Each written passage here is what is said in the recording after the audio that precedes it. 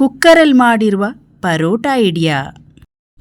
ಹೋಟೆಲಲ್ಲಿ ಮಾಡೋ ಥರ ಮನೆಯಲ್ಲೇ ಪರೋಟ ತಿನ್ನಬೇಕು ಅಂತ ಇಷ್ಟ ಆದರೆ ಇವತ್ತಿನ ವಿಡಿಯೋನ ನೋಡಿ.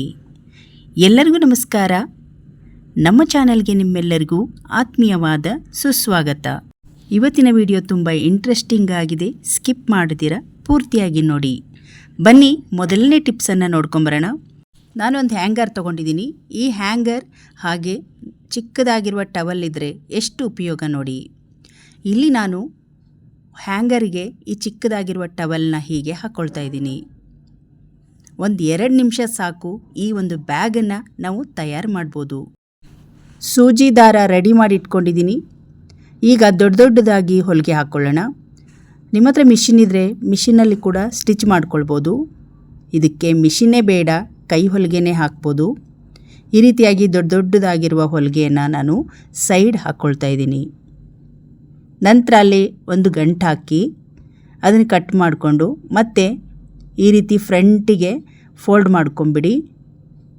ಈಗ ಆ ಕಡೆ ಸೈಡು ಈ ಕಡೆ ಸೈಡು ಸೇಮ್ ಈ ರೀತಿಯಾಗಿ ಹೊಲಿರಿ. ಇವಾಗ ನಾನು ಮೊದಲು ಯಾವ ರೀತಿ ಹೊಲಿದ್ನೋ ಅದೇ ರೀತಿಯಾಗಿ ದೊಡ್ಡದಾಗಿ ಹೊಲಿಗೆನ ಹಾಕ್ಕೊಳ್ತಾ ಇದ್ದೀನಿ. ಈ ರೀತಿ ಹೊಲಿದು ನೀವು ಸಣ್ಣದಾಗಿರುವ ಮಕ್ಕಳು ಥಿಂಗ್ಸ್ ಆಗಿರ್ಬೋದು, ಈ ಬಾಚಣಿಕೆಗಳಾಗಿರ್ಬೋದು, ಬೇರೆ ಕಡೆ ಎಲ್ಲೆಲ್ಲೋ ಕಡೆ ಬೀಳ್ತಾ ಇರುತ್ತೆ ಕೆಲವೊಂದು ಸಲ ಅರ್ಜೆಂಟಲ್ಲಿ. ಒಂದು ಕಡೆ ಈ ಹ್ಯಾಂಗರ್ ಹಾಕ್ಕೊಂಡ್ರೆ ನೀವು ಈ ಬ್ಯಾಗ್ ಒಳಗೆ ಹಾಕಿಡ್ಬೋದು. ನೋಡಿ, ಈಗ 2 ಸೈಡ್ ಹೊಲಿದಿದ್ದೀನಿ. ಈಗ ಇನ್ನೊಂದು ಸೈಡ್ ಹೊಲಿದ್ಬಿಟ್ರೆ ಒಂದು ಬ್ಯಾಗ್ ರೀತಿ ರೆಡಿ ಆಗುತ್ತೆ. ಆದಷ್ಟು ಹೊಸದೊಂದು ಚಿಕ್ಕದಾಗಿರುವ ಟವಲ್ ಹಾಕ್ಕೊಂಡ್ರೆ ನೋಡೋಕ್ಕೂ ಕೂಡ ತುಂಬ ಚೆನ್ನಾಗಿ ಕಾಣಿಸುತ್ತೆ. ನೋಡಿ, ಇವಾಗ 3 ಕಡೆನೂ ನಾನು ನೀಟಾಗಿ ಹೊಲ್ಕೊಂಡಿದ್ದೀನಿ. ಬೇಕಿದ್ರೆ ನೀವು ಮೆಜರ್ ಮಾಡಿಕೊಂಡು ಮಧ್ಯದಲ್ಲಿ ಕೂಡ ಒಂದು 2-3 ಸ್ಟಿಚ್ ಹಾಕ್ಬೋದು. ನಾನು ಬರೀ ಸೆಂಟ್ರಿಗೆ ಮಾತ್ರ ಒಂದು ಲೈನ್ ಹಾಕ್ತಾಯಿದ್ದೀನಿ. ಈ ರೀತಿ ಹಾಕೋದ್ರಿಂದ ಈ ಪಾರ್ಟ್ಸು ಬೇರೆ ಆಗುತ್ತೆ. ಒಂದು ಕಡೆ ಬಾಚಣಿಕೆಗಳು, ಒಂದು ಕಡೆ ಇನ್ನು ಕ್ರೀಮ್ಸ್ ಏನಾದರೂ ಇದ್ದರೆ ಹಾಕ್ಬೋದು. ಸುಲಭವಾಗಿ ಗೋಡೆ ಮೇಲೆ ಈ ಹ್ಯಾಂಗರ್ನ ನಾವು ಒಂದು ಮಳೆಗೆ ಹಾಕಿಬಿಟ್ರೆ ಯಾವಾಗ ಬೇಕೋ ಆವಾಗ ಥಿಂಗ್ಸ್ಗಳನ್ನು ತಗೋಬೋದು. ಅರ್ಜೆಂಟಲ್ಲಿ ಮಕ್ಕಳಿಗೆ ಸ್ಕೂಲಿಗೆ ಹೋಗೋ ಟೈಮಲ್ಲಿ ತುಂಬ ಹೆಲ್ಪ್ ಆಗುತ್ತೆ ಇದು. ನೋಡಿ, ಸಣ್ಣ ಐಟಮ್ಗಳಾಗಿರ್ಬೋದು, ಈ ಕ್ರೀಮ್ಗಳಾಗಿರ್ಬೋದು, ಎಷ್ಟು ಚೆನ್ನಾಗಿ ಇದರಲ್ಲಿ ಹಾಕಿಡ್ಬೋದು. ಇದಂತೂ ನಮ್ಮ ಗೃಹಿಣಿಯರಿಗೆ ತುಂಬ ಯೂಸ್ಫುಲ್ ಅಂತಲೇ ಹೇಳ್ಬೋದು. ಕಣ್ಣಿಗೆ ಸಿಗುವಂತಹ ಆರಾಮಾಗಿ ನೋಡಿ ಈ ಥರ ಹ್ಯಾಂಗರ್ ಮೇಲೆ ನಾವು ಹಾಕ್ಬೋದು. ಬಾಕ್ಸ್ಗಿಂತ ಇದು ಬೆಸ್ಟ್ ಅಂತಲೇ ಹೇಳ್ಬೋದು. ಬನ್ನಿ ನೆಕ್ಸ್ಟ್ ಐಡಿಯಾವನ್ನು ನೋಡ್ಕೊಂಬರೋಣ. ಇವತ್ತಿನ ಐಡಿಯಾ ನಮ್ಮ ಗೃಹಿಣಿಯರಿಗೆ ತುಂಬ ಯೂಸ್ಫುಲ್ ಅಂತಲೇ ಹೇಳ್ಬೋದು. ಪರೋಟ ಮಾಡುವ ಐಡಿಯಾ. ಈಗ ನಾನು ಒಂದು ಕಡಾಯಿಗೆ 1 ಬೌಲ್ ಆಗುವಷ್ಟು ಮೈದಾ ಹಾಕಿ ರುಚಿಗೆ ತಕ್ಕಷ್ಟು ಉಪ್ಪು ಹಾಕಿದ್ದೀನಿ. ಈಗ ತೆಳುವಾಗಿ ದೋಸೆ ಹಿಟ್ಟು ಯಾವ ಥರ ಕಲಿಸ್ತೀವಿ ಆ ರೀತಿಯಾಗಿ ನಾವು ಇದನ್ನು ಕಲಿಸ್ಬೇಕು. ಸ್ವಲ್ಪ ಕೂಡ ಗಂಟಾಗದೆ ನಾವು ದೋಸೆ ಹಿಟ್ಟಿನ ಹದಕ್ಕೆ ಮೈದಾ ಹಿಟ್ಟನ್ನು ಕಲಿಸ್ಕೊಳ್ಳೋಣ. ಈ ರೀತಿಯಾಗಿ ನಾವು ಪರೋಟ ಮಾಡೋದ್ರಿಂದ ಪರೋಟ ತುಂಬ ಸಾಫ್ಟಾಗಿ ಬರುತ್ತೆ, ಜಿಗಿಯಾಗಿ ಇರೋದಿಲ್ಲ. ಮತ್ತು ಕೆಲವರಿಗೆ ಮೈದಾ ತಿಂದರೆ ಆಗಲ್ಲ, ಅಸಿಡಿಟಿ ಪ್ರಾಬ್ಲಮ್ ಆಗುತ್ತೆ ಅನ್ನೋರಿಗೆ ಈ ರೀತಿ ರೆಡಿ ಮಾಡಿರುವ ಪರೋಟ ತಿಂದರೆ ಏನೂ ಪ್ರಾಬ್ಲಮ್ ಆಗೋದಿಲ್ಲ. ಕೆಲವರಿಗೆ ಮೈದಾ ಹಿಟ್ಟಲ್ಲಿ ಮಾಡಿರುವ ಪರೋಟ ಅಂದರೆ ತುಂಬ ಇಷ್ಟ ಆಗುತ್ತೆ. ಈ ವಿಧಾನದಲ್ಲಿ ಮಾಡ್ಕೊಳ್ಳಿ, ತುಂಬ ಚೆನ್ನಾಗಿರುತ್ತೆ. ಈಗ ನೋಡಿ, ಹದ ಕರೆಕ್ಟಾಗಿದೆ. ದೋಸೆ ಹಿಟ್ಟು, ಇಡ್ಲಿ ಹಿಟ್ಟು ಹೇಗೆ ಹದವಾಗಿ ಬರುತ್ತೋ ಆ ರೀತಿಯಾಗಿ ನಾನು ಕಲಿಸ್ಕೊಂಡಿದ್ದೀನಿ. ನೋಡಿ, ಸ್ಪೂನಲ್ಲಿ ಈ ರೀತಿ ಬಿಟ್ಟರೆ ನೀಟಾಗಿ ಇಳಿಬೇಕು. ಈ ಹದದಲ್ಲಿ ನಾವು ಈ ಮೈದಾ ಹಿಟ್ಟನ್ನು ರೆಡಿ ಮಾಡ್ಕೊಳ್ಬೇಕು. ಈಗ ಬನ್ನಿ, ನಾವು ರೆಡಿ ಮಾಡಿಟ್ಟಿರುವ ಹಿಟ್ಟನ್ನು ಕುಕ್ಕರಿಗೆ ಸೇರಿಸ್ಕೊಳ್ಳೋಣ. ನೋಡಿ, ಪೂರ್ತಿ ಹಿಟ್ಟನ್ನು ಕುಕ್ಕರಿಗೆ ಸೇರಿಸಿದ್ದೀನಿ. ನೀವು ಬೇಕಿದ್ರೆ ಈ ಸಮಯದಲ್ಲಿ ಒಂದು ಚಮಚದಷ್ಟು ಎಣ್ಣೆ ಕೂಡ ಸೇರಿಸ್ಬೋದು. ನಾನು ಎಣ್ಣೆನ ಹಾಕ್ತಾ ಇಲ್ಲ.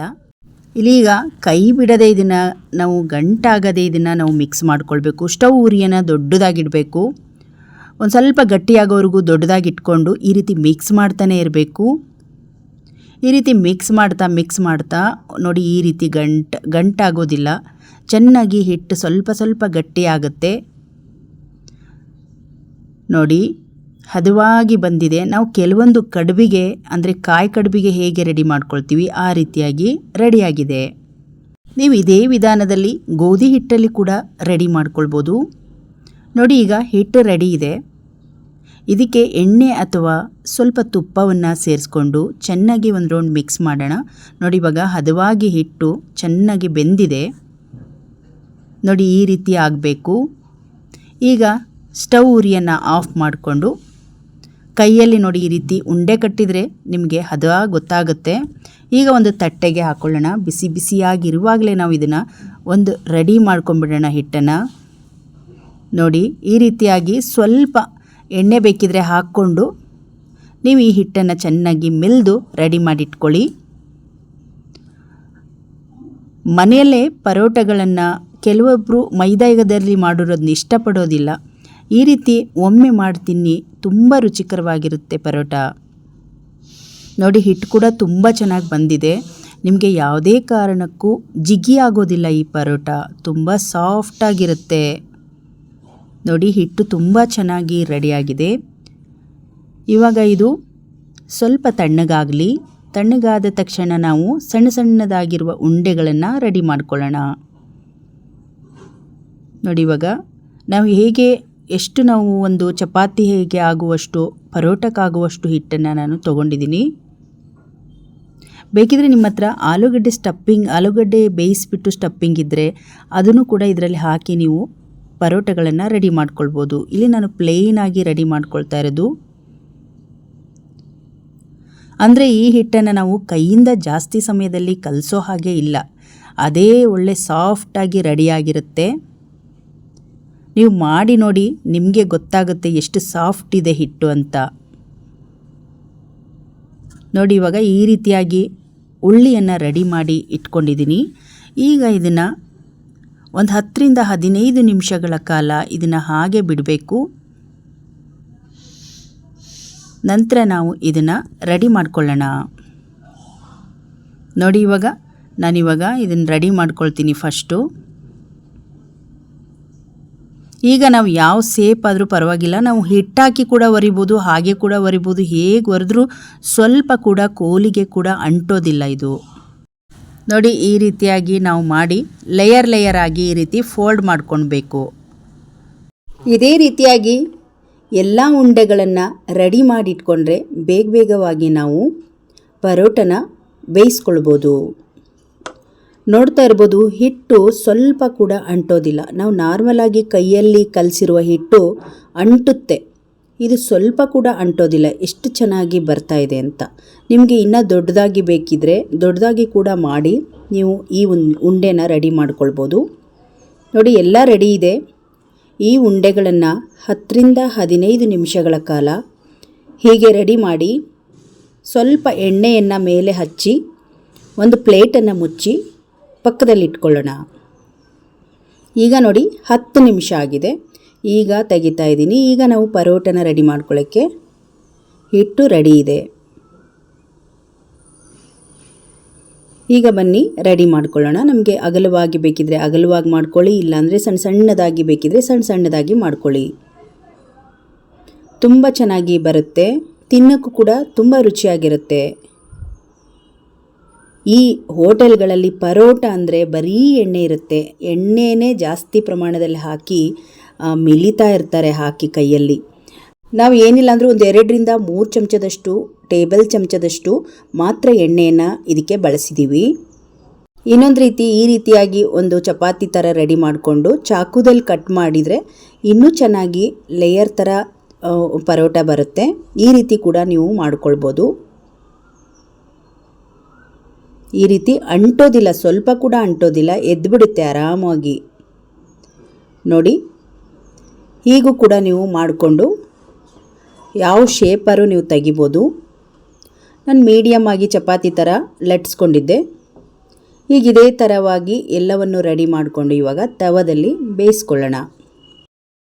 ಪ್ಲೇಟಿಗೆ ಎಲ್ಲ ಹಾಕ್ಕೊಳ್ತಾ ಇದ್ದೀನಿ. ತವ ಚೆನ್ನಾಗಿ ಕಾದಿದೆ. ಇವಾಗ ತವದ ಮೇಲೆ ಹಾಕ್ತಾ ಇದ್ದೀನಿ. ಸ್ವಲ್ಪ ಎಣ್ಣೆನ ಮೇಲೆ ಹಾಕಿ ಈ ರೀತಿಯಾಗಿ ಬೇಯಿಸ್ಕೊಳ್ಳೋಣ.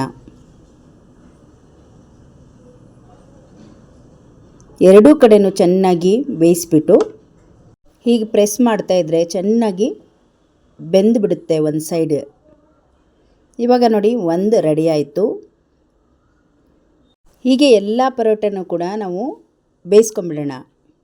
ನೋಡಿ ಇವಾಗ ಪರೋಟ ತುಂಬ ಚೆನ್ನಾಗಿ ರೆಡಿಯಾಗಿದೆ. ಎಲ್ಲವೂ ಕೂಡ ರೆಡಿ ಆಯಿತು. ಬಿಸಿ ಬಿಸಿಯಾಗಿರೋ ಪರೋಟನ ಈ ಒಂದು ಕಾಟನ್ ಬಟ್ಟೆಯಲ್ಲಿ ಹಾಕ್ತಾಯಿದ್ದೀನಿ. ತುಂಬ ಚೆನ್ನಾಗಿ ಬಂದಿತ್ತು. ಈ ಐಡಿಯಾನ ಯೂಸ್ ಮಾಡಿಕೊಂಡು ಮೈದಾ ಹಿಟ್ಟಿನ ಪರೋಟವನ್ನು ಮಾಡಿ ಮಕ್ಕಳಿಗೆ ಲಂಚ್ ಬಾಕ್ಸಿಗಾಗಿರ್ಬೋದು ಎಲ್ಲರಿಗೂ ಇಷ್ಟ ಆಗುತ್ತೆ. ಮಾಡುವ ವಿಧಾನವನ್ನು ಹೀಗೆ ಮಾಡಿಕೊಂಡು ನೀವು ತಿನ್ಬೋದು. ಕೆಲವರಿಗೆ ಮೈದಾ ಹಿಟ್ಟಿನ ಪರೋಟ ತಿಂದರೆ ಗ್ಯಾಸ್ಟ್ರಿಕ್ ಸಮಸ್ಯೆ ಜಾಸ್ತಿ ಆಗುತ್ತೆ. ಇಂಥ ಒಂದು ಐಡಿಯಾ ಮಾಡಿ ಪರೋಟ ಹಿಟ್ಟು ರೆಡಿ ಮಾಡಿಕೊಂಡು ಮಾಡಿದರೆ ಒಂದು ಸ್ವಲ್ಪ ಕೂಡ ಗ್ಯಾಸ್ಟ್ರಿಕ್ ಸಮಸ್ಯೆ ಅನ್ನೋದೇ ಬರೋದಿಲ್ಲ. ನೋಡಿದ್ರಲ್ಲ ಸ್ನೇಹಿತರೆ, ಇವತ್ತು ತೋರಿಸಿರುವ ಪರೋಟ ಐಡಿಯಾ ನಿಮಗೆ ಇಷ್ಟ ಆಯಿತು ಅಂದ್ಕೊಂಡಿದ್ದೀನಿ. ಇವತ್ತಿನ ವಿಡಿಯೋ ನಿಮಗೆ ಇಷ್ಟ ಆದರೆ ಒಂದು ಲೈಕ್ ಮಾಡಿ, ಈ ವಿಡಿಯೋವನ್ನು ಶೇರ್ ಮಾಡಿ. ಇನ್ನಷ್ಟು ವಿಡಿಯೋಗಳಿಗಾಗಿ ನಮ್ಮ ಚಾನಲನ್ನು ಸಬ್ಸ್ಕ್ರೈಬ್ ಮಾಡ್ಕೊಳ್ಳಿ. ಧನ್ಯವಾದಗಳು.